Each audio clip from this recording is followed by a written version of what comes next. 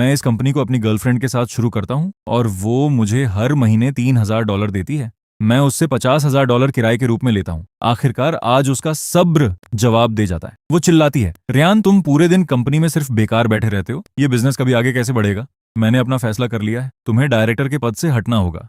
जब मैं ये सुनता हूँ तो मुझे ये बहुत अजीब लगता है। मेरा नाम रेयान सिंक्लेयर है। मैं हाई सोसाइटी सर्कल का एक जाना माना अमीर वारिस हूँ। 1 साल पहले मेरे माता पिता, जो मेरी सुस्ती से तंग आ चुके थे, उन्होंने मुझे अल्टीमेटम दिया था, या तो ग्रुप में वापस काम पर लग जाओ या खुद को साबित करने के लिए एक गर्लफ्रेंड को घर ले आओ। उसी दिन मेरी मुलाकात विवियन रीव से हुई, जो 100 डिग्री की गर्मी में सड़क पर फ्लायर्स बांट रही थी। उसकी पसीने से भीगी शर्ट और जिंदगी में ऊपर उठने की उसकी भूख को देखकर मेरे दिल में कुछ हुआ।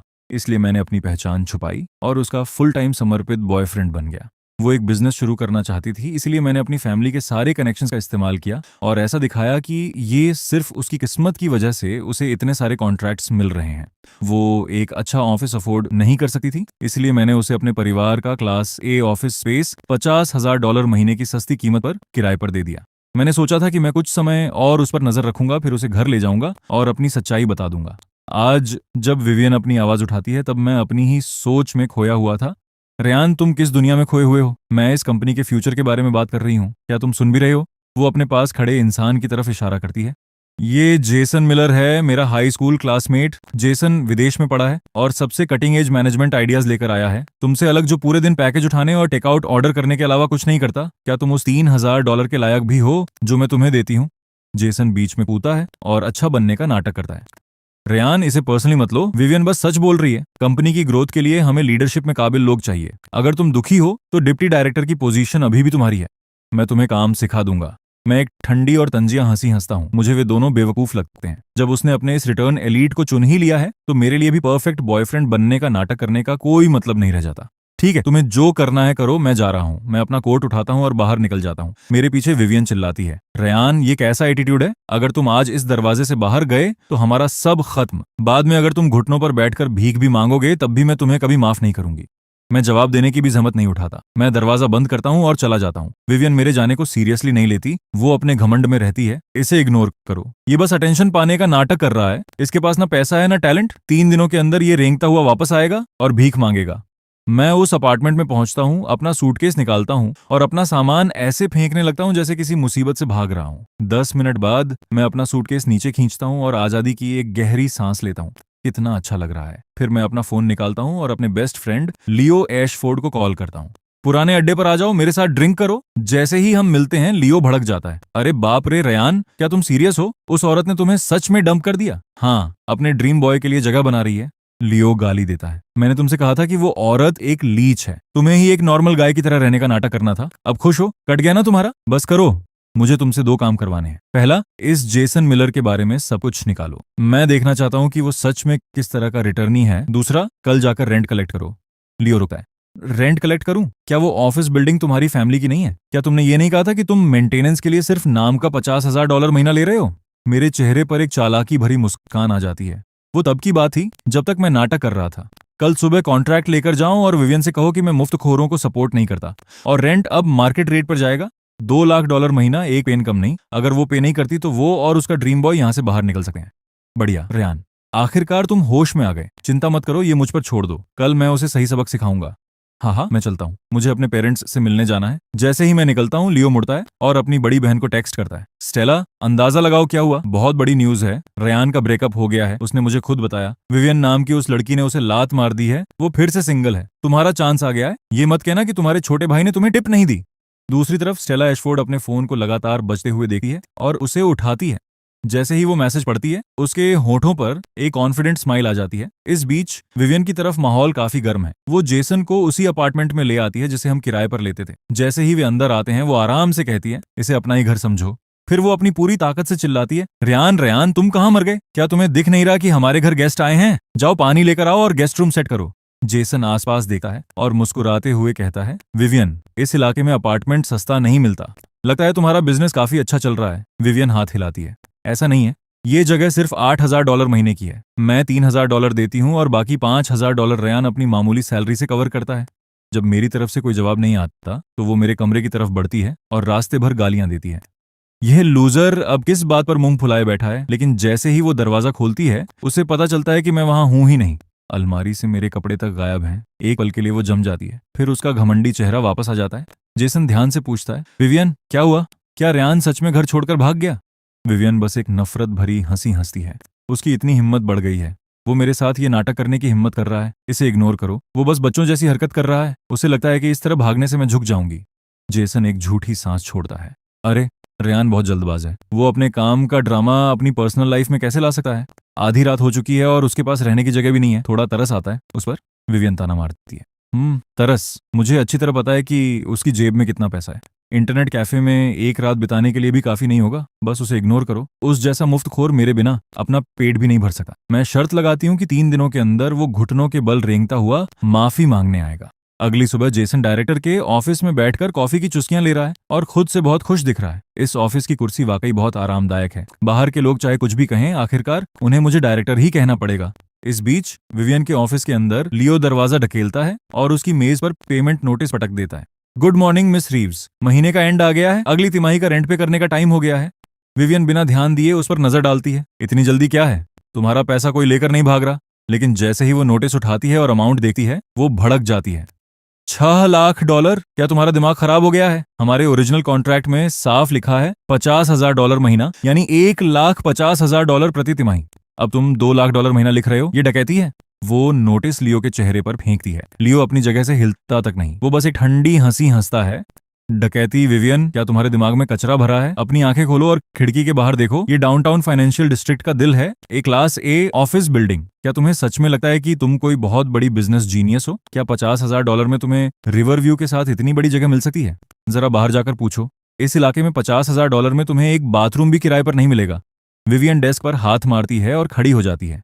तुम झूठ बोल रहे हो। मैं पूरे 1 साल से $50,000 दे रही हूँ। ये सरासर गलत तरीका है। मैं कंज्यूमर प्रोटेक्शन ब्यूरो में तुम्हारी शिकायत करूंगी। उसकी धमकी के सामने लियो पूरी तरह शांत रहता है। मेरी शिकायत करोगी? ठीक है, बेशक जाओ। और जब तुम वहां जाओ तो ब्यूरो से ये भी चेक करवा लेना कि पिछले 1 साल से हर महीने का $1,50,000 का फर्क अपनी जेब से कौन भर रहा था। ये सुनकर विवियन सन्न रह जाती है। उसके मन में एक अजीब सा शक पैदा होता है। कमरे में मौजूद सभी एम्प्लॉयज का रंग उड़ जाता है। क्या $1,50,000 का फर्क हर महीने? ये तो साल का लगभग 2 मिलियन होता है। विवियन एक सेकंड के लिए घबराती है, लेकिन खुद को संभालने की कोशिश करती है। यहां बकवास मत करो। मेरे लिए वो फर्क कौन भरेगा? क्या तुम ये कह रहे हो कि वो लूजर रेयान भर रहा था? वो तो महीने के सिर्फ $3,000 कमाता है। वो एक शर्ट खरीदने के लिए भी डिस्काउंट एप्स पर प्राइस कंपेयर करता है। वो क्या खाकर पैसे भरेगा? अपनी शक्ल से। तभी जेसन ये खबर सुनकर उसकी मदद करने के लिए दौड़ता हुआ ऑफिस में आता है। बिल्कुल सर, अपनी टोन संभाल कर बात कीजिए। मैं इस कंपनी का नया डायरेक्टर हूँ। बिना किसी आपसी सहमति के रेंट में एक तरफा बढ़ोतरी कॉन्ट्रैक्ट का उल्लंघन है। अगर आप ऐसे ही ड्रामा करते रहे तो मैं लीगल टीम से कहकर आपको वकील का नोटिस भिजवाने में देर नहीं लगाऊंगा। लियो उसे ऊपर से नीचे तक देखता है और हंसता है। ओह, तो तुम उस 3rd क्लास कॉलेज के ड्रीम बॉय हो। तुम वाकई वैसे ही दिखते हो। ध्यान से देखो, ये कॉन्ट्रैक्ट सीधे एपेक्स रियल्टी ग्रुप के साथ साइन किया गया है। इसमें साफ लिखा है कि मार्केट रेट $2 लाख है। रेयान बाकी का पैसा अपनी जेब से दे रहा था। अब वो कहता है कि वो मुफ्तखोरों को सपोर्ट नहीं करता और धोखेबाजों को तो बिल्कुल नहीं। जब जेसन कॉन्ट्रैक्ट पर एपेक्स रियल्टी ग्रुप नाम देखता है तो उसका कॉन्फिडेंस पूरी तरह खत्म हो जाता है। वो जानता है कि apex realty group high society के टॉप 3 रियल स्टेट जायंट्स में से एक है। विवियन की घटिया कंपनी के पास तो कोई असली लीगल टीम भी नहीं है। जेसन, इसकी बातों में मत आओ। मुझे अब समझ आया, रेयान को कल बाहर निकाला गया था और वो इस बात को एक्सेप्ट नहीं कर पा रहा है। इसलिए आज उसने तुम्हें पैसे देकर यहाँ नाटक करने भेजा है ताकि रेंट बढ़ाकर मुझे झुकाने की कोशिश कर सके। सही कहा ना? तुम्हारी एक्टिंग काफी अच्छी है। तुमने एक नकली कॉन्ट्रैक्ट भी बना लिया। लेकिन बदकिस्मती से मैं विवियन रीव्स इतनी आसानी से डरने वाली नहीं हूँ। उस कंगाल रेयान ने तुम्हें हायर करने में अपनी बची कुची सेविंग्स खत्म कर दी होगी। रेयान सही कहता है। तुम सच में एक बेवकूफ औरत हो। मेरे पास तुम्हारे साथ ये नाटक खेलने का टाइम नहीं है। मैसेज दे दिया गया है। डेडलाइन इस महीने का एंड है, जो अगले हफ्ते शुक्रवार शाम 5 बजे तक है। या तो $6 लाख ट्रांसफर करो या अपने लोगों को लेकर इस बिल्डिंग से बाहर निकलो। इसके साथ ही लियो विवियन से एक शब्द भी बोले बिना मुड़ता है और अपने आदमियों के साथ बाहर निकल जाता है। जेसन, देखा तुमने? रेयान जैसा बेवकूफ ही ऐसा चीप स्टंट सोच सका है। उसे लगता है कि इससे मैं पीछे हट जाऊंगी, सपने देखता रहे। लेकिन जेसन उसकी तरह बेवकूफ नहीं है। अगर यह सच में कोई नाटक होता तो उस लियो का रौब इतना भयानक नहीं होता, और वो एपेक्स रियल्टी ग्रुप का कॉन्ट्रैक्ट, यहाँ तक कि उस पर लगी ऑफिशियल सील भी पूरी तरह असली लग रही थी। जेसन को डरा हुआ देखकर विवियन चिल्लाती है, जेसन मत कहना कि तुम सच में इसकी बकवास पर यकीन कर रहे हो। मैं अभी रयान को कॉल करती हूँ, देखते हैं वो उस एक्टर को कब तक पैसे दे पाता है। जेसन भी ये जानना चाहता है कि कॉन्ट्रैक्ट असली है या नहीं, इसलिए वो जल्दी से मान जाता है। हाँ, उसे कॉल करो। जिसने ये मुसीबत शुरू की है वही इसे खत्म करेगा। उसे अभी कॉल करो और इसे साफ करो। वो नंबर मिलाती है, मैं कट कर देता हूँ। वो दोबारा मिलाती है, मैं उसे ब्लॉक कर देता हूँ। अच्छा, तो इसके पंख निकल आए हैं। मैं इसके साथ बहुत अच्छी तरह पेश आ रही थी। इसकी हिम्मत कैसे हुई मुझे ब्लॉक करने की। वह ऑफिस के लैंडलाइन पर स्विच करती है और गुस्से में नंबर डायल करती है। जैसे ही मैं फोन उठाता हूँ वो मुझ पर भड़क पड़ती है। रेयान, बेवकूफ बनने की एक्टिंग बंद करो। तुम्हें क्या लगता है कि मेरी कंपनी में ड्रामा करने के लिए किसी एक्टर को हायर करके तुम मुझे अपने आगे झुका लोगे? ऐसा कभी नहीं होगा। तुम्हें यह ऑफिस बिल्डिंग मिली थी तो इसके लिए एंड तक तुम ही जिम्मेदार हो। मुझे फर्क नहीं पड़ता कि तुम कैसे करते हो। उस नकली प्रॉपर्टी मैनेजर को यहाँ से बाहर निकालो, वरना अगर तुम मेरे ऑफिस के दरवाजे पर घुटनों के बल बैठकर भीख भी मांगोगे तब भी मैं तुम्हारी तरफ दोबारा कभी नहीं देखूंगी। मेरी तरफ। उसकी बकवास सुनते हुए मुझे ये बहुत फनी लगा है। एक एक्टर को हायर करना, वो खुद को समझती क्या है? कोई जवाब न मिलने पर विवियन गुस्से से कांपने लगती है। रेयान, कुछ तो बोलो, क्या तुम्हें गिल्टी फील हो रहा है? मुझे जवाब देने की कोई जरूरत महसूस नहीं होती। मैं घास पर खेल रहे अपने कुत्ते को आवाज देता हूँ, प्रिंस यहाँ आओ। प्रिंस, आकर इस लेडी को हाय कहो जो इंसानों की भाषा नहीं समझती। तुरंत ही भौंकने की तेज आवाज आती है। भौ भौ भौ। विवियन का दिमाग खराब हो जाता है। रेयान, तुमने सच में कुत्ते को फोन पर लगा दिया? तुम नीच। उसकी चीख पुकार सुनते हुए मैं बिना किसी झिझक के फोन काट देता हूँ। मैं प्रिंस की तरफ मुड़ता हूँ और उसकी तारीफ करता हूँ, बहुत बढ़िया काम किया। दूसरी तरफ विवियन इतनी गुस्से में है कि वो फोन पटक कर तोड़ देती है। वो चिल्लाती है, उसने सच में मुझे टालने के लिए कुत्ते को फोन पर लगा दिया। रेयान, तुम खुद को समझते क्या हो? तुम एक लूजर हो। मैं तुम्हें इस जन्म में कभी माफ नहीं करूंगी। जेसन उसके पास खड़ा है, लेकिन उसके मन में शक पैदा होने लगा है। एपेक्स रियल्टी ग्रुप की सील वाला वो कॉन्ट्रैक्ट स्टैंप नकली नहीं हो सकता। अगर ये असली है तो क्या वो नया डायरेक्टर भी बाहर फेंक दिया जाएगा? उस पॉसिबिलिटी के ख्याल से वो खुद को संभालता है और एक जेंटल टोन में बात करने लगता है। विवियन, शांत हो जाओ। रेयान साफ तौर पर गुस्से में ये सब कर रहा है। वो बस नखरे दिखा रहा है। वो जितना ज्यादा ऐसा बिहेव करेगा उतना ही यह साफ होगा कि वो अब भी तुम्हारी परवाह करता है। वो बस इन एक्सट्रीम मूव से तुम्हारा अटेंशन पाने की कोशिश कर रहा है। ये सुनकर विवियन का गुस्सा काफी हद तक शांत हो जाता है। तुम्हारा मतलब है कि वो अब भी अटेंशन पाने का नाटक कर रहा है? जेसन सिर हिलाता है। बिल्कुल, इसके बारे में सोचो। तुम उसका बैकग्राउंड किसी भी इंसान से बेहतर जानती हो। वो हर महीने $2 लाख का रेंट कैसे अफोर्ड कर सकता है? वो बस जिद कर रहा है। विवियन, तुम बड़े सपनों वाली सीईओ हो। तुम्हें एक विजन की जरूरत है। तुम किसी छोटे मोटे इंसान के लेवल पर नहीं गिर सकती। कंपनी इस समय एक क्रिटिकल ग्रोथ स्टेज पर है। बड़े पिक्चर पर फोकस करो। बस अपना एटीट्यूड थोड़ा सॉफ्ट कर लो। उसे निकलने का एक छोटा सा रास्ता दे दो। उसे रेंट का मैटर संभालने दो। एक बार जब कंपनी बड़ी हो जाएगी और पब्लिक हो जाएगी तो तुम्हारे पास उसे उसकी औकात दिखाने के लिए बहुत टाइम होगा। सही कहा।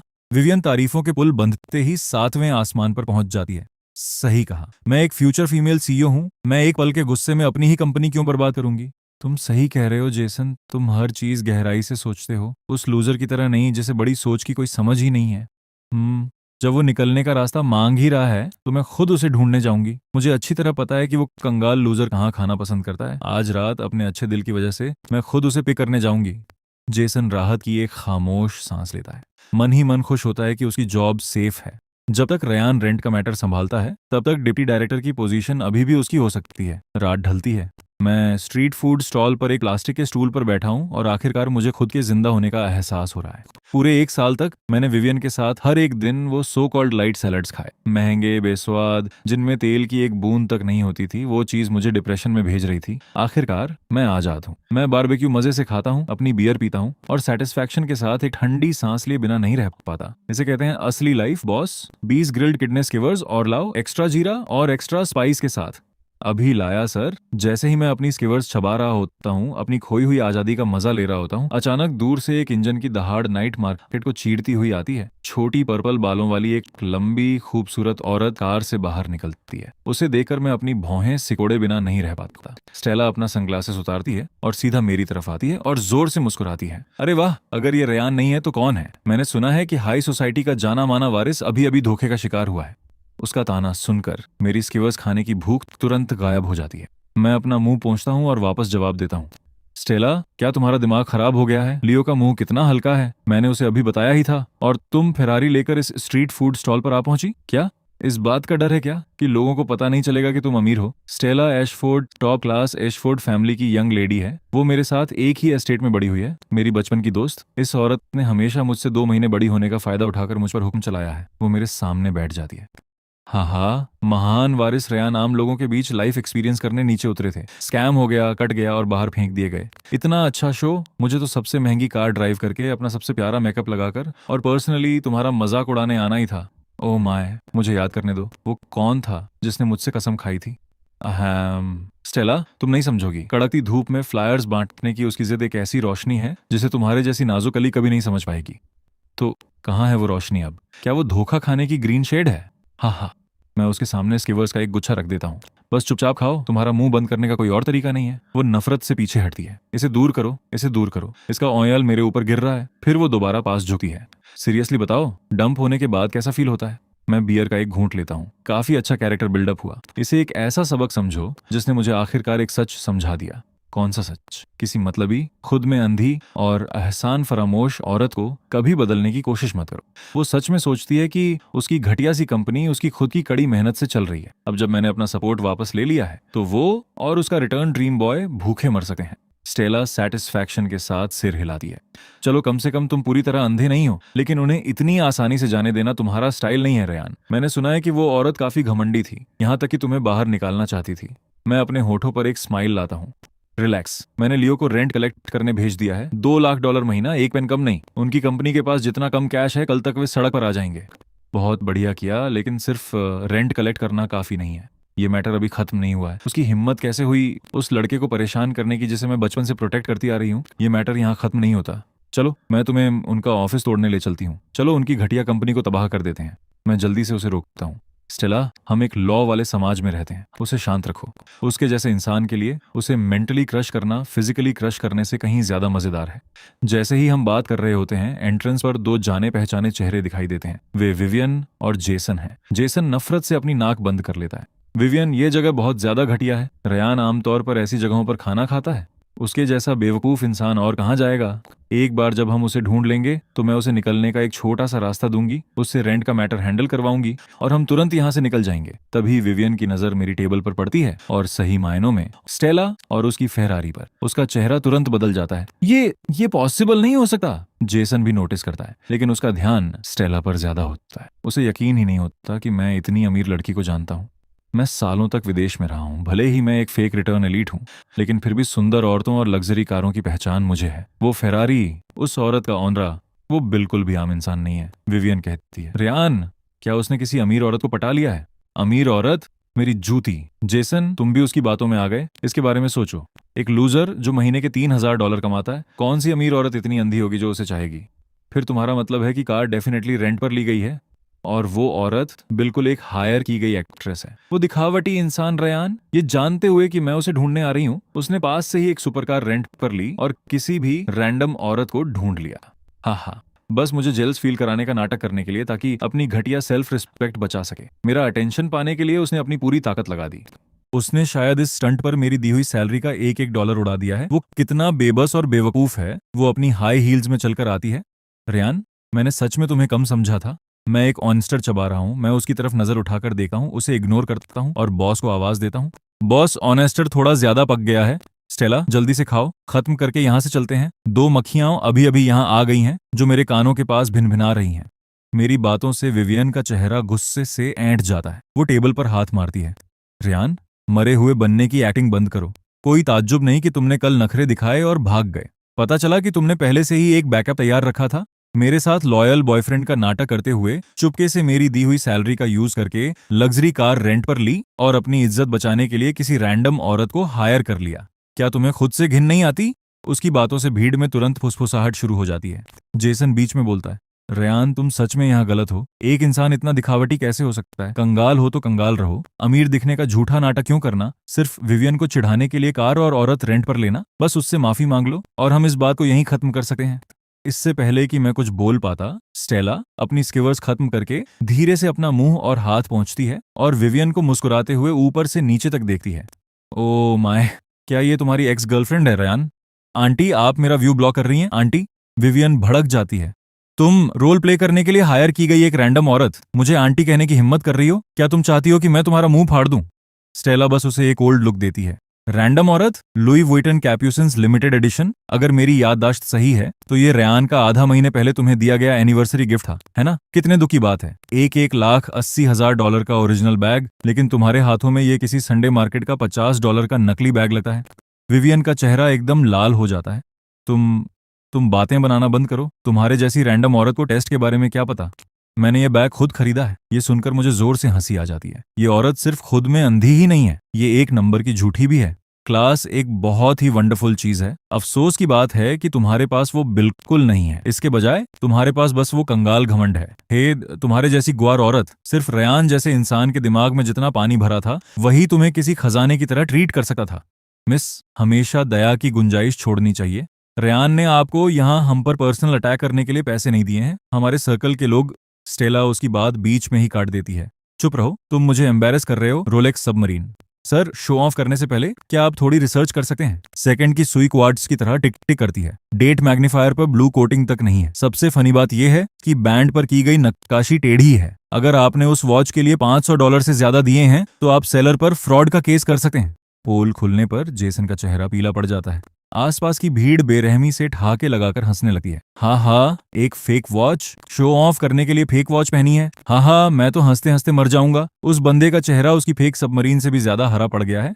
रिटर्नी, इससे बेहतर तो रिटर्न टू सेंडर होता। विवियन गुस्से से कांप रही है। रेयान, तुम उसे इस तरह मेरी इंसल्ट करने दे रही हो। स्टेला आगे बढ़ती है और मुझे कवर करती है। विवियन, सही कहा ना, रेयान 1 साल के लिए अंधा हो गया था और तुम सच में खुद को कुछ समझने लगी। यहाँ आकर अटेंशन की भीख मांग रही हो। अब बहुत हो गया ये ड्रामा। मैं खड़ा होता हूँ और स्टेला से कहता हूँ, हो गया इसका मजाक उड़ाकर। अगर हो गया तो चलो यहाँ से। ऐसे एमेच्योर लोगों से उलझने में कोई मजा नहीं है। इससे तुम्हारा आईक्यू ही कम होगा। तुम सही कह रहे हो। इस जैसी बेवकूफ से बहस करना मेरे इस मेकअप की भी इंसल्ट है। विवियन इतनी गुस्से में है कि उससे बोला भी नहीं जा रहा। हम मुड़ते हैं, कार में बैठते हैं और उसे और जेसन को वहीं खड़ा छोड़ देते हैं। हेडलाइट्स कुछ बार फ्लैश करती हैं और हम कार को रफ्तार में भगाते हुए उनके पास से निकल जाते हैं। एग्जॉस्ट पाइप से निकलने वाला गर्म धुआं सीधा उनके मुंह पर पड़ता है और वे खांसने लगते हैं। आसपास के लोग बेरहमी से ठहाके लगाकर हंसने लगते हैं। हाँ, विवियन, अब हम क्या करें? उस औरत का ऑरा बहुत खतरनाक है और उसे लग्जरी चीजों की A to Z नॉलेज है। वो बिल्कुल भी आम इंसान नहीं है। विवियन अपनी बात पर अड़ी रहती है।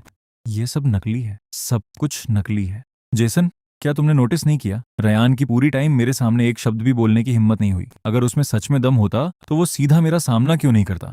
वो उस औरत को अपने लिए बोलने क्यों देता? क्योंकि वो चोर है, क्योंकि ये सब रेंट पर लिया गया है।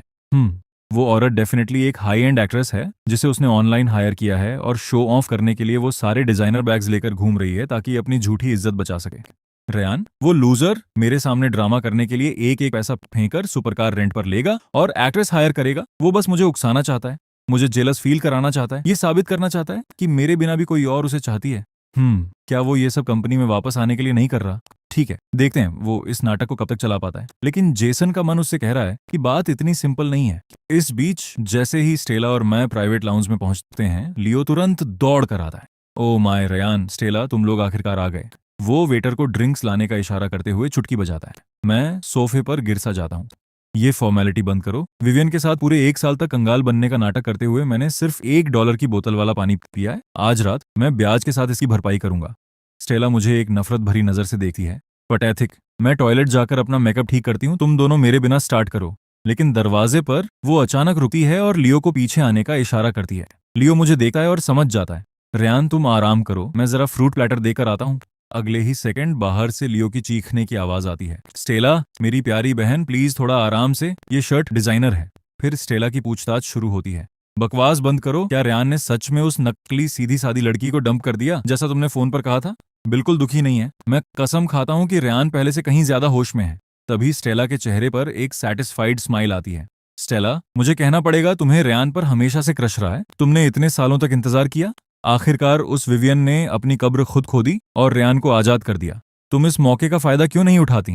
पोल खुलने पर स्टेला घबरा जाती है, लेकिन फिर भी पलटकर जवाब देती है। किसको किसको उस पर क्रश है? मुझे बस उसका वो लाचार चेहरा बर्दाश्त नहीं होता, वो बेबस लुक। मैं बस उसका दिमाग ठिकाने लगाना चाहती हूँ। उसका इनकार देखकर लियो बेबस होकर अपना सिर हिलाता है। कम ऑन, हाई सोसाइटी का हर इंसान जानता है कि आप मिस एशफोर्ड कितनी पजेसिव हैं। आपके अलावा किसी और की हिम्मत नहीं है कि रेयान के एक बाल को भी हाथ लगा सके। स्टेला, अगर तुम सच में उसे जीतना चाहती हो तो अपना ये घमंडी एटीट्यूड छोड़ दो। जब भी उससे मिलो लड़ना बंद करो। उसका अभी अभी ब्रेकअप हुआ है, वो इस समय इमोशनली कमजोर है। तुम्हें थोड़ा जेंटल बनना पड़ेगा, थोड़ा सा मीठा नाटक करना पड़ेगा, समझी? बस इसकी इमेजिनेशन करते ही स्टेला को सब कुछ गलत लगने लगता है। उसके रोंगटे खड़े हो जाते हैं। दफा हो जाओ, मुझे वो सस्ती ट्रिक्स आजमाना नहीं आता। लियो मुस्कुराता है। तुम्हें करने की जरूरत नहीं है, मैं तुम्हारा विंगमैन बनूंगा। ये ईयरपीस पहनो, बगल वाले कमरे में छिप जाओ। मैं जाकर रेयान का मूड चेक करता हूँ। जब सही मौका आएगा तब तुम अपनी ग्रैंड एंट्री मारना। स्टेला को उसके इस प्लान पर पूरी तरह भरोसा नहीं है, लेकिन वो शक के साथ ईयरपीस ले लेती है। याद रखना, अपने गुस्से पर कंट्रोल रखना, अपना सॉफ्ट साइड दिखाना। स्टेला मन ही मन खुद को तैयार करती है और ईयरपीस पहन लेती है। कुछ मिनटों बाद लियो फ्रूट प्लेटर लेकर वापस आता है। रेयान, कुछ फ्रूट्स खाओ। सच बताना, क्या तुम सच में उस लड़की से पूरी तरह अलग हो चुके हो? थोड़ा सा भी अफसोस नहीं है? अफसोस? मेरा इकलौता अफसोस ये है कि मुझे अब एहसास हो रहा है कि पिछले 1 साल में मेरा दिमाग जरूर किसी दरवाजे में कुचल गया था। क्या तुम्हें लग रहा है कि मैं किसी पुल से कूदने जा रहा हूँ? नहीं, नहीं, मुझे बस लगता है कि पुरानी चीजें गईं, अब नई की शुरुआत करो। रेयान, अब जब तुम सिंगल हो तो क्या तुमने अपना टाइप बदलने के बारे में सोचा है? क्या टाइप बदलना? तुम अब मुझे कहाँ घसीट रहे हो? मैं तुम्हें बता दूं, मुझे अब नकली दिल वाली औरतों से एलर्जी हो चुकी है। लियो घबरा जाता है। किसी पार्टी नाइट के लिए नहीं, मेरा मतलब है कोई ऐसा जिसे तुम अच्छी तरह जानते हो, जैसे मेरी बहन स्टेला। मैं अपनी ड्रिंक फेंकते फेंकते बचता हूँ। क्या तुम पागल हो गए हो या मैं? स्टेला, तुम चाहते हो कि मैं उसे डेट करूं? तुम मुझे मारना चाहते हो, है ना? दूसरी तरफ ये सुनकर स्टेला निराशा में अपना सिर झुका लेती है। कम ऑन रेयान, मेरी बहन का गुस्सा भले ही तेज हो, लेकिन वो बेहद खूबसूरत है। उसको पटाने वाले अमीर लड़कों की लाइन शहर से लेकर सबर्ब्स तक लग सकती है। इतनी अच्छी चीज को दूसरों के पास क्यों जाने देना? क्या तुमने सच में इस बारे में नहीं सोचा? सोचना मेरी जूती। लियो, हम भाई हैं। तुम अपनी बहन नाम के इस टाइम बम को मेरी गोद में नहीं फेंक सकते। हाँ, वो खूबसूरत है, लेकिन उस गुस्से को कौन झेल सकता है? एक गलत शब्द और वो सीधा हाथ चला देती है। बचपन में मेरा आगे का दांत किसने तोड़ा था? वही थी जिसने मुझे लात मारकर मेरा दांत तोड़ दिया था। वो किसी लड़की को डेट करना नहीं है, वो घर में लेडी थेनोस को लाने जैसा है। इसके अलावा अगर तुम मुझसे स्टेला के लिए एक भी रोमांटिक लाइन बोलने को कहोगे तो मुझे घंटों सोचना पड़ेगा। लेकिन अगर तुम मुझसे उसका मजाक उड़ाने को कहोगे तो मैं बिना रुके 3 दिन और 3 रातें बोल सकता हूँ। ये जानते हुए भी कि स्टेला सुन रही है, लियो इशारों में गिड़गिड़ाता है। रेयान, रुक जाओ, रुक जाओ। एक्चुअली मेरी बहन बहुत जेंटल एंड प्राइवेट है। मैं अपने फ्लो में हूँ। जेंटल मेरी जूती। मैं अभी अभी विवियन रीव्स के दलदल से बाहर निकला हूँ और तुम चाहते हो कि मैं सीधा स्टेला नाम के टीरेक्स के गुफा में कूद जाऊं? भूल जाओ इसे। अगर हम कभी साथ आए तो 3 दिनों के अंदर तुम्हें मेरी लाश ही कलेक्ट करनी पड़ेगी।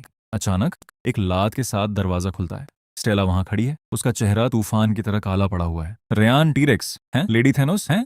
रेयान, आज मैं तुम्हें सीधा ऊपर भेजने वाली हूँ। मुझे कुछ अजीब लगता है। मैं स्टेला को देखा हूँ, फिर लियो को, और मुझे सब समझ आ जाता है। लियो, तुम कमीने, तुमने मुझे बेच दिया। लियो स्टेला को रोकने के लिए आगे कूदा है। स्टेला, शांत हो जाओ, प्लान याद रखो, जेंटल पर्सोना। रेयान का अभी अभी ब्रेकअप हुआ है, जेंटल बनो। स्टेला एक गहरी सांस लेती है, अपने गुस्से को दबाती है और जबरदस्ती एक ऐसी स्माइल लाती है जो रोने से भी ज्यादा भयानक लगती है। ये मुझे डरा रहा है। मैं सोफे के कोने में दुबक जाता हूँ। क्या हुआ? तुम क्या कर रही हो? चेहरे पर ऐंठन आ गई है क्या? ये बात उसके दबाए हुए गुस्से को फिर से भड़का देती है। वो खुद से कहती है, जेंटल जेंटल, लेकिन वो बहुत गुस्से में है। रेयान, तुम अंधे।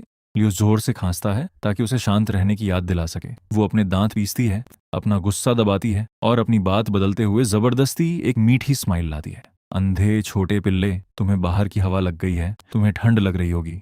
उसकी अजीब टोन मुझे और पीछे धकेल देती है। मेरे पूरे शरीर पर रोंगटे खड़े हो जाते हैं। स्टेला, क्या तुम बीमार हो? उसकी मुठियां भींचने से चटकने लगती हैं। मैं तुम्हें थप्पड़ मार मार कर मार डालना चाहती हूँ, लेकिन लियो की सलाह याद आते ही वो जबरदस्ती मुस्कुराती है और अपनी आवाज सॉफ्ट करती है। थप्पड़ मार मार कर मार डालना चाहती हूँ उस मच्छर को जो तुम्हारे पास है, ताकि वो तुम्हारी नाजुक स्किन को ना काटे।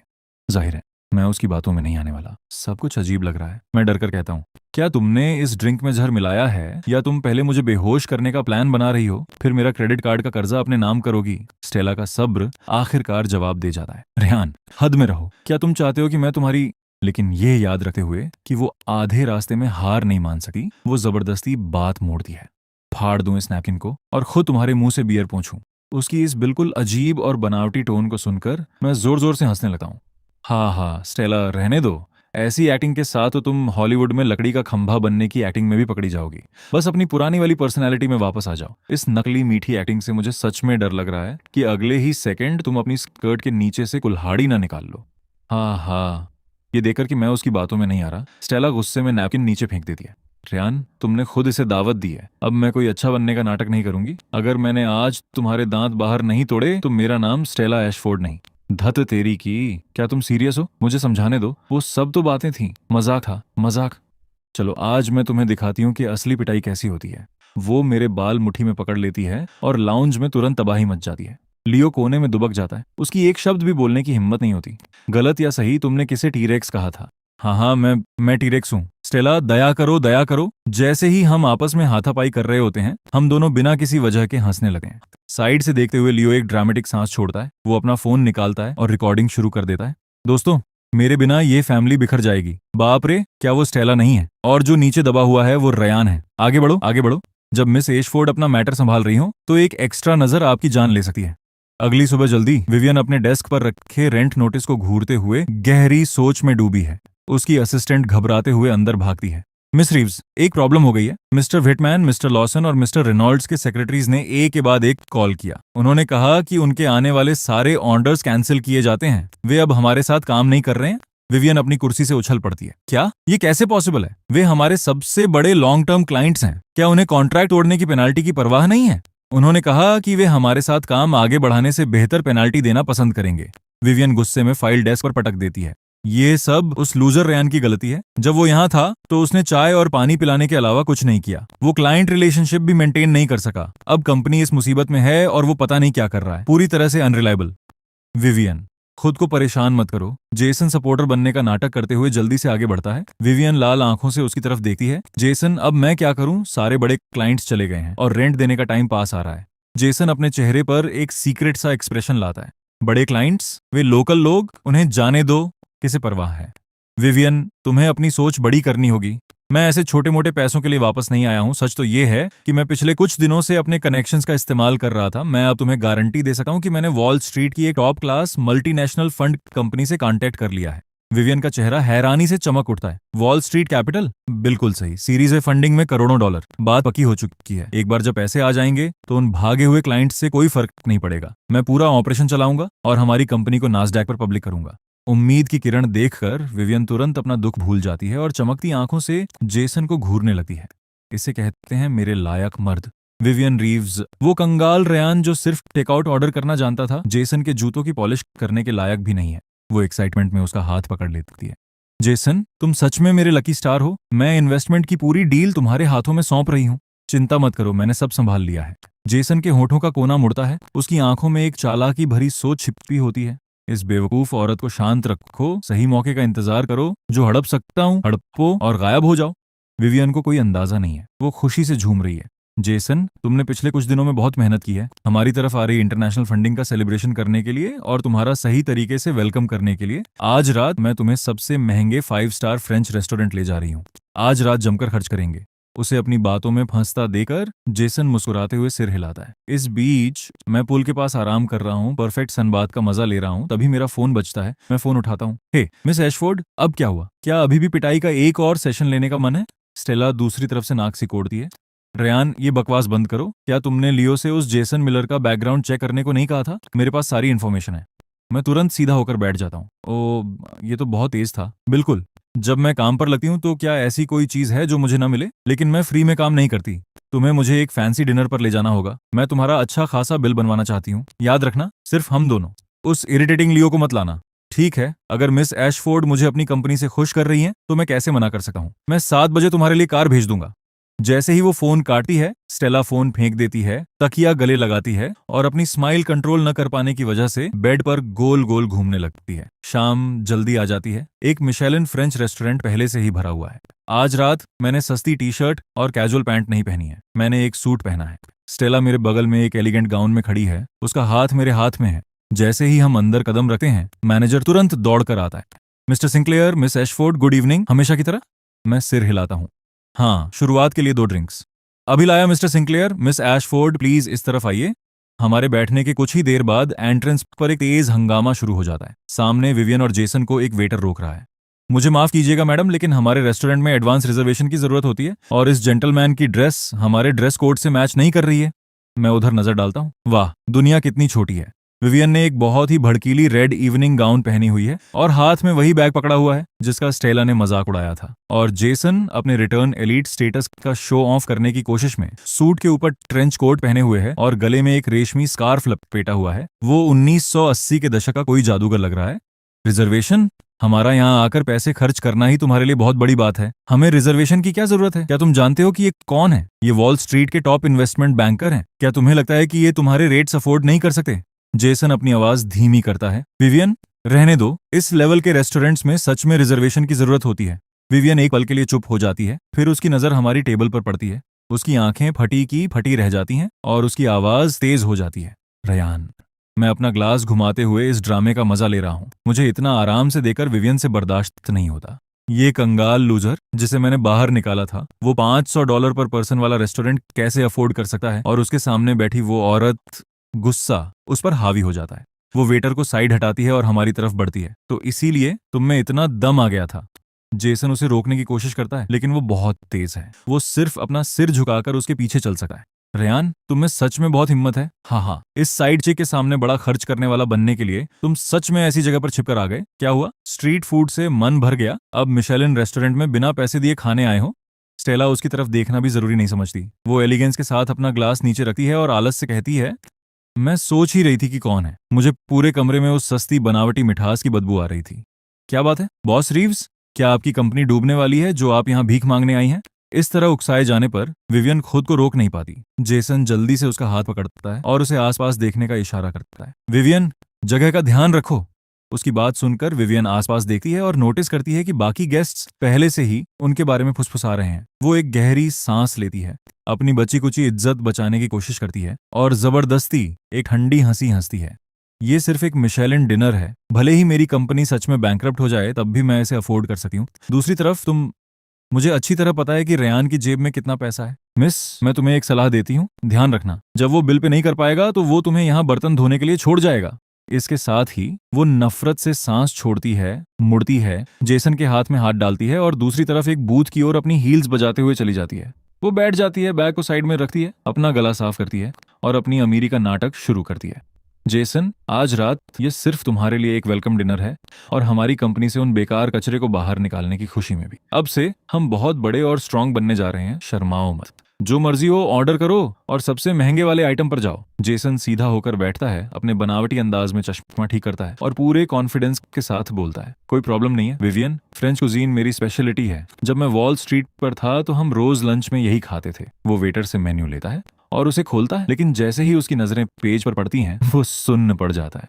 पूरा मेन्यू फ्रेंच भाषा में भरा हुआ है। पूरे मेन्यू में इंग्लिश का एक भी लेटर नहीं है। धत तेरी की, ये क्या है? वो जबरदस्ती कुछ रैंडम लाइनों पर उंगली रखता है। ये और ये दोनों अच्छे लग रहे हैं। फिर वो कॉन्फिडेंस से ऊपर देखता है और वेटर के सामने चुटकी बजाता है। वेटर, इन दोनों में से 2 ले आओ, इसे रेयर बनाना। वेटर ध्यान से देखता है कि उसकी उंगली कहाँ है और उसके चेहरे पर एक हैरान कर देने वाला एक्सप्रेशन आता है। सर, क्या आप सच में इसे ऑर्डर करना चाहते हैं, और वो भी रेयर? जेसन बेसब्री से टेबल थपथपाता है। बिल्कुल, क्या तुम्हें इंग्लिश समझ नहीं आती? जल्दी जाओ और प्रिपेयर करो, टाइम वेस्ट मत करो। वेटर अपनी हंसी दबाने की कोशिश करता है और थोड़ा सा झुकता है। जी सर, जैसा आप चाहें। वेटर के जाते ही विवियन जेसन को बहुत तारीफ भरी नजरों से देखती है। जेसन, तुम अभी बहुत कूल लग रहे थे। जेसन घमंड से मुस्कुराता है। 5 मिनट बाद फॉर्मल कपड़ों में 2 वायलिन वादक आते हैं, उनकी टेबल के पास खड़े होते हैं और एक बहुत ही सुंदर धुन बजाना शुरू कर देते हैं। विवियन जेसन को देखकर चमक उठती है। जेसन, तुमने कौन सी फेमस डिश ऑर्डर की है? इसके साथ तो म्यूजिक परफॉर्मेंस भी मिल रही है। जेसन, ये तो कुछ भी नहीं है वाला एक्सप्रेशन बनाता है और जवाब देता है, हाँ, विदेश के महंगे रेस्टोरेंट्स में ये सब स्टैंडर्ड होता है। आखिरकार ये मिशेलिन 3 स्टार है, सर्विस काफी अच्छी है। जब मेन कोर्स आएगा तब मैं तुम्हें सिखाऊंगा कि इसे कैसे एंजॉय करते हैं। बगल वाले बूथ से स्टेला ये सब सुनती है और हंसते हंसते उसकी आंखों में आंसू आ जाते हैं। वो अपना मुंह ढकती है, उसके कंधे हिल रहे हैं, वो अपनी हंसी रोकने की कोशिश कर रही है। तभी वायलिन वादक अपनी धुन खत्म करते हैं। विवियन और जेसन की टेबल के आगे झुकते हैं और जाने के लिए मुड़ते हैं। विवियन और जेसन एक दूसरे को देखकर मुस्कुराते हैं, एक्साइटमेंट में अपने कांटे और छुरी उठाते हैं, सीधे होकर बैठते हैं और टेबल को घूरने लगते हैं। उस लेजेंडरी रेयर मेन कोर्स के आने का इंतजार करने लगते हैं, लेकिन टेबल पूरी तरह से खाली है। वहां कुछ नहीं आता। वेटर मेन्यू लेकर वापस आता है। सर, मैडम, क्या आप अब अपना ऑर्डर देने के लिए रेडी हैं? जेसन और विवियन दोनों सुन्न पड़ जाते हैं। उनके कांटे और छुरी टेबल पर गिर जाते हैं। जेसन गुस्से से भर जाता है, उसकी त्योरियां चढ़ जाती हैं, उसकी टोन में घबराहट आ जाती है। तुम्हारा क्या मतलब है? ऑर्डर देने का क्या मतलब है? क्या मैंने पहले ही सबसे महंगा मेन कोर्स रेयर बनाने को ऑर्डर नहीं दिया था? वेटर मुस्कुराता है और साफ साफ समझाता है, सर मेन्यू में आपने जिस लाइन पर उंगली रखी थी उसका मतलब वायलिन परफॉर्मेंस सर्विस था। ये हमारी प्रीमियम वायलिन सर्विस है। हमने आपकी रिक्वेस्ट के मुताबिक सर्विस दे दी है। रही बात इसे रेयर बनाने की, तो मुझे डर है कि हमारे वायलिन के तार खाने लायक नहीं होते। बाकी बूथ्स पर जोरदार ठहाके गूंज उठते हैं। हाँ हाँ, मेन कोर्स के तौर पर वायलिन म्यूजिक ऑर्डर किया और वो भी रेयर। हाँ हाँ, मैं तो हंसते हंसते मर जाऊंगा। क्या ये वॉल स्ट्रीट का एलीट रिटर्नी है? ओह माय गॉड, मेरे पेट में दर्द हो रहा है। ये दोनों जोकर कहाँ से आ गए? हाँ हाँ, इतने सारे लोगों द्वारा मजाक उड़ाए जाने पर जेसन और विवियन पूरी तरह बेइज्जत फील करते हैं। उनका पुराना घमंड गायब हो जाता है। उनके सिर अपने आप झुक जाते हैं। स्टेला अपनी सीट पर पीछे होकर बैठती है। इतना जोर से हंसती है कि आंखों से पानी निकलने लगता है। रेयान, मैं अब और बर्दाश्त नहीं कर सकती। हाँ हाँ, ये दोनों एक नंबर के जोकर हैं। हंसी के बीच वो मेरा मजाक उड़ाना नहीं भूलती। तुम्हारा टेस्ट वाकई बहुत अच्छा है। सिर्फ तुम ही ऐसे नमूने से टकरा सकते हो। हाँ हाँ, मैं अपना ग्लास उठाता हूँ और एक घूंट लेता हूँ। हंसना बंद करो। ऐसे ही हंसती रही तो बदहजमी हो जाएगी। विवियन ऐसे उछल पड़ती है जैसे किसी बिल्ली की पूंछ पर पैर पड़ गया हो। कितना घटिया रेस्टोरेंट है, सर्विस बहुत खराब है। हम जा रहे हैं। जेसन चलो यहाँ से। तभी मैनेजर मजबूती से उनका रास्ता रोकता है। रुकिए, आप दोनों जाने से पहले बिल पे कर दीजिए। जेसन की आंखों में शर्मिंदगी की झलक आती है, लेकिन वो फिर भी अकड़ दिखाता है। वो मैनेजर को घूरता है।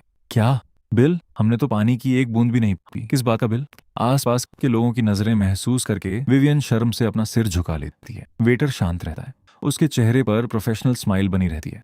आप दोनों ने हमारे लीड वायलिन वादक की एक्सक्लूसिव सर्विस ली है। सीटिंग फीस और वेन्यू सर्विस फीस मिलाकर ये $12,800 होता है। आप कार्ड से पे करना चाहेंगे या QR कोड से?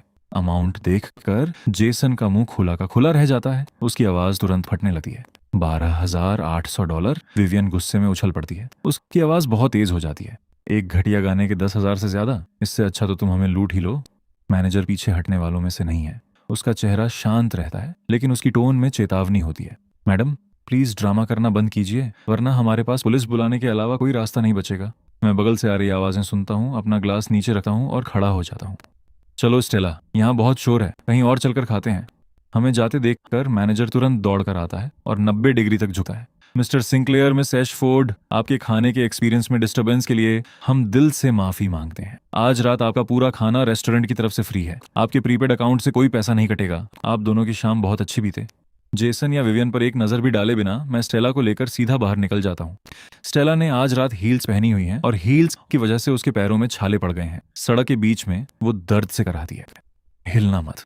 मैं उसे पास के एक बेंच पर ले जाकर बिठाता हूँ। फिर जल्दी से एक दुकान पर जाकर बैंडेड और स्लीपर खरीद कर लाता हूँ। मैं नीचे बैठता हूँ और धीरे से उसके छालों पर बैंडेड लगाता हूँ। फिर उसकी हील्स हटाकर उसे स्लीपर्स पहना देता हूँ। मेरी इस केयर को देखकर स्टेला मुस्कुराए बिना नहीं रह पाती। उसकी आंखों में प्यार भर जाता है जब वो मुझे देखती है, लेकिन मैं नोटिस नहीं करता। जब मैं काम खत्म कर लेता हूँ, वो मुझे देखती है। उसके चेहरे पर एक हल्की सी स्माइल होती है। ओह, काफी अच्छे मूव्स हैं। तुम्हारी सेवा करने की आदत अभी छूटी नहीं है। मैं ऊपर देखता हूँ और उसे एक तिरछी नजर से देखता हूँ। चुप रहो। वो कौन थी जो एस्टेट में लड़कों से लड़ गई थी, जिसका पैर मुड़ गया था, रो रही थी और चलने से मना कर रही थी, और जिसे मेरी पीठ पर बैठकर घर जाना पड़ा था? इस बार वो पलट कर जवाब नहीं देती। उसके कान हल्के गुलाबी पड़ जाते हैं और वो धीरे से फुसफुसाती है, मुझे लगता है कि तुम्हारे पास थोड़ा दिल तो है। फिर स्लीपर्स पहनकर खड़े होते ही वो अपनी पुरानी बॉस वाली टोन में वापस आ जाती है। चलो मेरे नौकर, वापस महल चलते हैं। रात के आसमान के नीचे हम एक साथ घर की तरफ चलते हैं। सड़क की लाइटें हमारी परछाइयों को जमीन पर लंबा कर देती हैं। दूसरी तरफ विवियन और जेसन रेस्टोरेंट से बाहर निकलते हैं और बेइज्जत होकर वापस अपार्टमेंट पहुंचते हैं। जैसे ही वो अंदर कदम रखती है, वो सोफे पर गिर जाती है, छत को घूरने लगती है। उसका चेहरा गुस्से से लाल हो रहा होता है। एक घटिया गाने के लिए $12,800? अचानक वो उछलकर खड़ी होती है, शराब की अलमारी की तरफ भागती है, कुछ बोतलें निकालती है, ग्लास में उड़ेलती है और गुस्से में एक ही बार में पी जाती है। एक ग्लास खत्म। वो टेबल पर कपटती है, अपने बालों में उंगलियां फेरती है और आखिरकार चिल्लाती है, रेयान, वो कचरा, वो नीच इंसान, उसने मुझे बेवकूफ बनाने के लिए ये पूरा प्लान बनाया था। प्रीपेड अकाउंट, पूरी बिल्डिंग उसकी है। ये सब एक नाटक है। उसने रेस्टोरेंट के मैनेजर को एक्टिंग करने के लिए पैसे दिए थे। वो इन घटिया ट्रिक्स का यूज करके मुझे झुकाने की कोशिश कर रहा है। जेसन साइड में खड़ा होकर उसका यह रूप देख रहा है। उसका बचा कुचा सब्र भी खत्म हो रहा है। ये औरत अभी भी सोच रही है कि रेयान नाटक कर रहा है। कोई भी मिशेलिन रेस्टोरेंट का मैनेजर किसी कंगाल लड़के के साथ ऐसा नाटक नहीं करेगा जिससे उनके रेस्टोरेंट की इज्जत खराब हो। और उसके साथ बैठी वो औरत और भी ज्यादा शक लायक है। विवियन का खेल खत्म हो चुका है। अब टाइम आ गया है कि इसकी बची कुची वैल्यू भी निकालूं और यहां से निकलूं। लेकिन वो फिर भी अपने चेहरे पर एक झूठी स्माइल लाता है। वो उसके पास जाता है। उसकी आवाज़ बहुत जेंटल होती है। विवियन, उस कचरे जैसे इंसान पर अपनी एनर्जी वेस्ट मत करो, उसके चक्कर में खुद को बीमार करना बेकार है। जेसन, अब सिर्फ तुम ही हो जिस पर मैं भरोसा कर सकी हूँ। मुझे बताओ, वो वॉल स्ट्रीट का इन्वेस्टमेंट कब तक आएगा? अगर हम कल पे नहीं कर पाए तो हमारी कंपनी सच में खत्म हो जाएगी। जेसन उसकी पीठ थपथपाता है, उसकी आवाज बहुत मीठी होती है। चिंता मत करो, मैंने सब अरेंज कर लिया है। इंटरनेशनल फंड्स का रिव्यू होता है, लेकिन कल दोपहर तक हर हाल में पैसे ट्रांसफर हो जाएंगे। जैसे ही पैसे आ जाएंगे हम वो घटिया ऑफिस बिल्डिंग खरीद लेंगे और रेयान के मुंह पर थप्पड़ मारेंगे। विवियन के आंसू स्माइल में बदल जाते हैं। वो चमकती आंखों से जेसन को देखती है। सच में जेसन की आंखों में एक चालाकी भरी चमक आती है, लेकिन उसकी स्माइल वैसे ही बनी रहती है। बिल्कुल, मैंने तुमसे कभी झूठ बोला है क्या? चलो विवियन, आज रात जी भरकर पीते हैं। इसे हमारी कंपनी की आने वाली कामयाबी और उस बेकार रेयान से पीछा छूटने की खुशी का सेलिब्रेशन समझो। विवियन को उसकी बातों में छिपे जहर का बिल्कुल भी अंदाजा नहीं होता। वो उसके हाथ से ड्रिंक लेती है और एक ही बार में पी जाती है। हाँ, सेलिब्रेट करते हैं। Cheers Ryan. वो खुद को समझता क्या है? वो एक के बाद एक ग्लास खाली करती जाती है। जिंदगी भर का मुफ्तखोर, एक कंगाल इंसान। जेसन भी सिर हिलाता है, उसकी आंखों में चालाकी होती है। बिल्कुल, वो तो तुम्हारे जूतों की पॉलिश करने के लायक भी नहीं है। कुछ और ड्रिंक्स के बाद विवियन सोफे पर बेहोश होकर गिर पड़ती है। Vivian, Vivian! जब उसे पता हो जाता है कि वो गहरी नींद में सो चुकी है, जेसन अपना नाटक बंद कर देता है। धीरे धीरे उसके चेहरे से वो स्माइल गायब हो जाती है और उसका लालची चेहरा सामने आ जाता है। वो जल्दी से उसका फोन उठाता है और सोफे पर पड़ी विवियन को देखता है। वो खुद से धीरे से बड़बड़ाता है, विवियन, जब तुम मुझसे इतना प्यार करती हो तो मेरे लिए एक आखिरी छोटा सा काम और कर दो। वो नीचे झुकता है, उसका सिर पकड़ता है और उसका चेहरा फोन की स्क्रीन के सामने लाता है। स्क्रीन की लाइट जलती है, फेस आईडी अनलॉक हो जाती है। Verification successful, verification successful. वो तेजी से अलग अलग ऑनलाइन लोन प्लेटफॉर्म्स पर जाता है। उसकी उंगलियां स्क्रीन पर तेजी से चलती हैं। जब सब पूरा हो जाता है तो वो अपनी हंसी रोक नहीं पाता, जो धीरे धीरे एक जोरदार ठहाके में बदल जाती है। हाँ हाँ, ये औरत किसी और काम की नहीं है, लेकिन इसका क्रेडिट स्कोर बिल्कुल साफ है। इससे मेरा बहुत काम आसान हो गया। वो फोन टेबल पर फेंक देता है। वो बेडरूम में सामान पैक करने जाता है। कुछ मिनटों बाद वो बाहर निकलता है, सूटकेस घसीटते हुए, विवियन पर एक नजर भी डाले बिना। नशे में बेहोश विवियन को कोई अंदाजा नहीं है कि अभी क्या हुआ है। रात पूरी तरह शांत है, सिवाय कॉफी टेबल पर रखे फोन स्क्रीन के, जो बार बार जल रही है। एक के बाद एक मैसेज आ रहे हैं। डियर कस्टमर, आपके मल्टीपल लोन सक्सेसफुली ट्रांसफर कर दिए गए हैं। इस महीने का टोटल अमाउंट $1,58,800 है। लेट पेमेंट पर हैवी पेनाल्टी लगेगी और आपका क्रेडिट रिकॉर्ड खराब होगा। प्लीज टाइम पर पे करें। अगली सुबह जल्दी। धूप की तेज रोशनी से विवियन की आंख खुलती है। वो बैठती है, उसका सिर फटा जा रहा है, गला सूखा हुआ है, आंखें बंद हैं। वो कॉफी टेबल पर हाथ मारती है और बोलती है, जेसन, जेसन, मुझे एक गिलास पानी ला दो, मेरा सिर बहुत दर्द कर रहा है। लेकिन कोई जवाब नहीं आता। वो झटके से अपनी आंखें खोलती है। कमरे में सन्नाटा छाया हुआ है, सिर्फ उसकी अपनी आवाज आ रही है। कुछ गलत होने का एहसास होते ही वो जेसन के कमरे की तरफ भागती है। दरवाजा लॉक नहीं है। वो धीरे से उसे ढकेलती है। बिस्तर सलीके से लगा हुआ है, पर्दे पूरी तरह से खुले हुए हैं, अलमारी के दरवाजे खुले हैं और उनके कपड़ों का एक एक टुकड़ा गायब है। विवियन का दिल बैठ जाता है। उसके दिमाग में एक गहरा शक पैदा होता है, लेकिन वो उस पर यकीन करने से इनकार कर देती है। जेसन, तुम कहाँ चले गए? मुझे मत डराओ। वो भागकर कॉफी टेबल के पास जाती है, अपना फोन उठाती है। उसकी उंगलियां इतनी कांप रही हैं कि वो स्क्रीन पर ठीक से टच भी नहीं कर पा रही है। कॉल लग जाती है, लेकिन एक रोबोटिक औरत की आवाज आती है। माफ कीजिए, आप जिस नंबर पर कॉल कर रहे हैं वो स्विच ऑफ है। स्क्रीन वापस होम पेज पर आ जाती है और तब जाकर उसकी नजर नोटिफिकेशंस की बाट पर पड़ती है। एक के बाद एक दर्जन से ज्यादा अनरीड मैसेजेस। वो जमीन पर गिर पड़ती है। स्क्रीन पर लोन्स का रिकॉर्ड घूरते हुए उसकी आवाज और कांपने लगती है। क्या ये क्या है? मैंने ऑनलाइन लोन्स कब लिए? वो जल्दी से चेक करती है कि पैसे कहाँ गए हैं। बिना किसी शक के लोन का एक एक पैसा एक ही इंसान के पास गया था, जेसन। अब इस मोड पर वो उस शक को नकार नहीं सकती जो अभी अभी उसके दिमाग में आया था। उसकी आवाज एक दर्द भरी चीख में बदल जाती है। जेसन, जेसन, तुम जानवर! माफ कीजिए, आप जिस नंबर पर कॉल कर रहे हैं वो स्विच ऑफ है। प्लीज बाद में ट्राई करें। माफ कीजिए। वो बार बार उसी नंबर पर कॉल मिलाती है, लेकिन हर बार कॉल फेल हो जाती है। क्यों? ये सब क्यों हो रहा है? फोन उसके हाथ से फिसलकर कॉफी टेबल पर गिर जाता है। उसी पल एक नया मैसेज स्क्रीन पर आता है। मिस रीव्स, अगर आपकी कंपनी आज शाम 5 बजे तक रेंट के $6 लाख पे नहीं करती है तो एपेक्स रियलिटी ग्रुप का लीगल डिपार्टमेंट फॉर्मली केस दर्ज करेगा और आपको जबरदस्ती इस प्रॉपर्टी से बाहर निकाल देगा। विवियन उन शब्दों को घूरती रह जाती है। उसके शरीर की पूरी ताकत खत्म हो जाती है। उसके घुटने जवाब दे जाते हैं। वो कॉफी टेबल के सहारे जमीन पर ढह जाती है और होश खोते हुए फुसफुसाती है, शाम 5 बजे रेंट।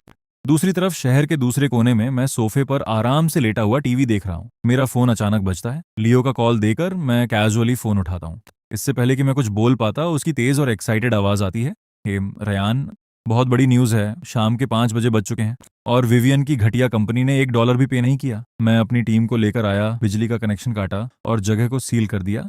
और अंदाजा लगाओ क्या, वो औरत आज अपना मुंह दिखाने की हिम्मत भी नहीं कर सकी। मैं खिड़की के पास जाता हूँ, मेरे होठों के कोने पर एक स्माइल आ जाती है। ओ, लियो अपनी आवाज़ धीमी करते हुए खुशी से कहता है। एक और मसालेदार खबर है, मैंने अपने लोकल कॉन्टेक्ट से उस नकली एनआरआई जेसन मिलर की जांच करवाई। वो रात 3 बजे की फ्लाइट से साउथ ईस्ट एशिया भाग गया। खबर है कि भागने से पहले उसने विवियन के फोन से जितने ऑनलाइन लोन्स मिल सकते थे सब निकाल लिए, पूरे $10 लाख। विवियन शायद अभी घर पर बैठकर अपनी जान देने की सोच रही होगी। बुरे लोगों के साथ बुरा ही होता है, उसके साथ बिल्कुल सही हुआ। ठीक है, समझ गया। प्रॉपर्टी वापस मिलने के बाद उसे नॉर्मल रेट्स पर मार्केट में वापस रख दो। मैं फोन काट देता हूँ। स्टेला हाथ में 2 ग्लास वाइन लेकर पास आती है। कौन था? मैं उससे ग्लास लेता हूँ और कैजुअली कहता हूँ, लियो था। वो कह रहा है कि विवियन की कंपनी बंद हो गई है और वो नकली अमीर पैसे लेकर भाग गया। स्टेला के चेहरे पर एक नफरत भरी स्माइल आती है। मुझे पहले से पता था कि वो नकली घड़ी पहनने वाला गंवार एक नंबर का फ्रॉड है। चलो, रयान के इस मुसीबत से आजाद होने की खुशी में चीयर्स करते हैं और उस नकली मीठी लड़की को आखिरकार उसकी करनी की सजा मिलने की खुशी में। मैं अपना ग्लास उठाता हूँ और उसके ग्लास से टकराता है। दोनों ग्लासेस से एक साफ आवाज आती है। शायद खुशी के मारे स्टेला अपना सिर पीछे करती है और पूरा ग्लास एक बार में खाली कर देती है। वाइन उसके गले से नीचे उतरती है। जब वो ग्लास नीचे रखती है तो उसके गाल हल्के लाल पड़ जाते हैं। वो थोड़ा सा लड़खड़ाती है, फिर डीली होकर मेरे कंधे पर टिक जाती है। रयान, उसकी आवाज थोड़ी भारी है, शराब के नशे से गर्म है। उसकी उंगली मेरी छाती पर, ठीक मेरे दिल के ऊपर बार बार चुभती है। क्या हुआ, अभी से नशा हो गया क्या? वो अचानक सीधी होकर बैठती है, मुझे घूरने लगती है। उसकी आंखें वाइन की वजह से लाल हैं लेकिन बहुत चमकदार लग रही हैं। मैं नशे में नहीं हूँ। वो मुझे पीछे धकेलती है। उसकी टोन सख्त है लेकिन उसमें एक छुपा हुआ दर्द भी है जिसे वो छिपा नहीं पा रही। रयान, क्या तुम्हें अंदाजा भी है कि पिछले 1 साल में तुम्हें उस औरत के पीछे कुत्ते की तरह घूमते देखकर मेरा कितना दिल दुखा है? मेरा मन करता था कि तुम्हें एक ईंट से मार दूं। मैं मुस्कुराता हूँ। मुझे पता है, बचपन से ही मैं तुम्हारी लात घूंसे खाता आ रहा हूँ। वो अपना सिर हिलाती है, मेरी शर्ट का अगला हिस्सा कसकर पकड़ती है। उसकी उंगलियां कांप रही हैं, उसकी आवाज भारी हो जाती है। तुम्हें कुछ नहीं पता। फिर वो मेरी तरफ ऊपर देखती है। वो आंसू जो उसने इतने समय से रोक रखे थे आखिरकार बह निकलते हैं और उसके गालों पर गिरते हैं। लाल आंखों से वो मुझे देखती है और एक एक शब्द पर जोर देकर कहती है, मुझे इस बात पर गुस्सा आता था कि तुम अंधे हो गए थे, लेकिन उससे भी ज्यादा मेरा दिल तुम्हारे लिए टूटा था। तुम इतने बड़े खानदान के सबसे प्रौढ़ वारिस, तुम्हें उस पागल औरत के सामने खुद को नीचा दिखाने की क्या जरूरत थी? उसकी क्या औकात थी कि वो तुम्हारी सच्चाई का मजाक उड़ाए? अंधे बेवकूफ, मेरी बात सुनो। अब से खुद को तकलीफ देना बंद करो और तुम्हें किसी भी दूसरी पागल औरत की तरफ देखने की इजाजत नहीं है। तुम्हारी बाकी की पूरी जिंदगी पर अब मेरा हक है। अब से तुम सिर्फ और सिर्फ मेरे पपी बनकर रहोगे। बात के बीच में ही उसे अचानक एहसास होता है कि उसने अभी अभी क्या कह दिया। उसका चेहरा शर्म से लाल हो जाता है, उसकी आंखें इधर उधर भटकने लगती हैं और वो जल्दी से खुद को संभालती है। मेरा मतलब मेरे पति। फिर वो चुपचाप मुझे देखती है। उसकी आंखों का सारा घमंड और नखरा गायब हो चुका है। उसकी जगह एक बेइंतहा प्यार ने ले ली है, जैसे कोई खूंखार बिल्ली आखिरकार अपना सबसे सॉफ्ट हिस्सा दिखा रही हो। मैं अपना मजाकिया एक्सप्रेशन हटाता हूँ और उसे अपनी बाहों में भर लेता हूँ। ठीक है, अब कोई अंधापन नहीं। अब से मेरी बाकी की जिंदगी मिस एशफोर्ड के हुक्म पर चलेगी। वो एक पल के लिए सुन्न पड़ जाती है, फिर खुशी से मुस्कुरा उठती है, अपना चेहरा मेरी गर्दन में छिपा लेती है और फुसफुसाती है, तुम्हें पता है कि तुम्हारे लिए क्या अच्छा है। हम बस चुपचाप एक दूसरे को बाहों में भरे रहते हैं। हम में से कोई कुछ नहीं बोलता। खिड़की के बाहर शहर की लाइटें एक एक करके जलने लगती हैं, बहुत शांत और सुंदर। दूसरी तरफ किसी ने एक पुराने सिक्योरिटी दरवाजे पर लाल पेंट फेंक दिया है। अपना कर्जा चुकाओ वाले शब्द नीचे की तरफ बह रहे हैं। विवियन जमीन पर बैठी है, अपने घुटनों को गले लगाए हुए।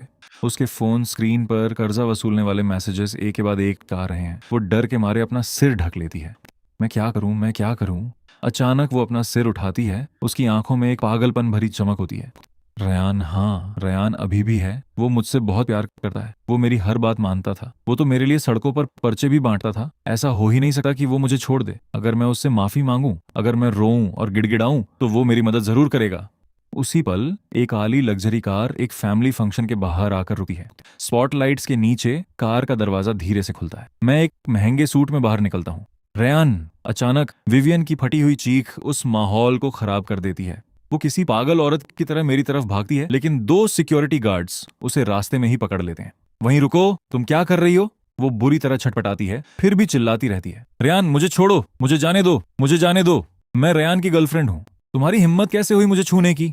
मैं रुकता हूँ, अपना सिर घुमाता हूँ और ठंडी नजरों से नीचे उसकी तरफ देखता हूँ। वो मुझे किसी डूबते हुए इंसान की तरह देखती है, जिसे आखिरकार कोई सहारा मिल गया हो। उसकी आंखों में उम्मीद जग उठती है।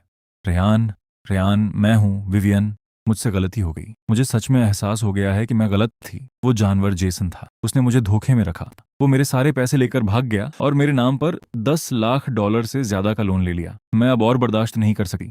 रेयान, रेयान प्लीज मुझे बचा लो, मेरे वो लोन्स पे कर दो। अब से तुम जो कहोगे मैं वही करूंगी, मुझे माफ कर दो, चलो फिर से नई शुरुआत करते हैं। उसकी इस तड़प भरी चीख के सामने मेरे चेहरे पर कोई एक्सप्रेशन नहीं आता। मेरी टोन इतनी शांत है जैसे मैं किसी अजनबी से बात कर रहा हूँ। तुमने अपना नाम क्या बताया?